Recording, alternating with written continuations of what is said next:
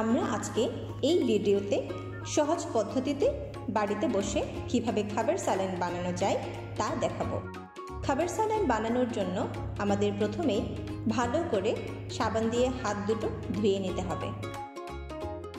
পাতলা পায়খানা বা ডায়রিয়া হলে সহজ পদ্ধতিতে বাড়িতেই আমরা খাবার স্যালাইন বানাতে পারি।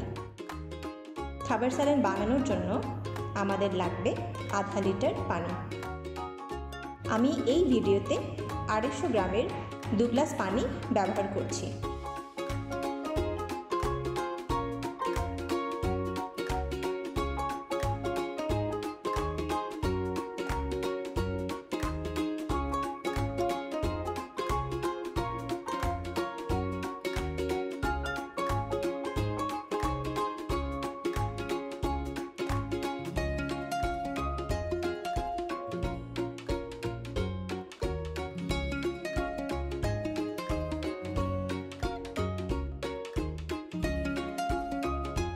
এরপর আমার লাগবে চিনি অথবা গুড়।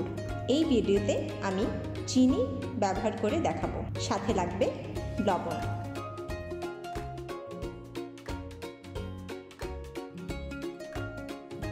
এখন আমি 1 মুঠ চিনি পানিতে ঢেলে নেব। এরপরে নিচ্ছি 1 চিমটি লবণ। এরপর একটি পরিষ্কার চামচ দিয়ে পানি, চিনি এবং লবণের মিশ্রণটি ভালোভাবে নেড়ে নেব।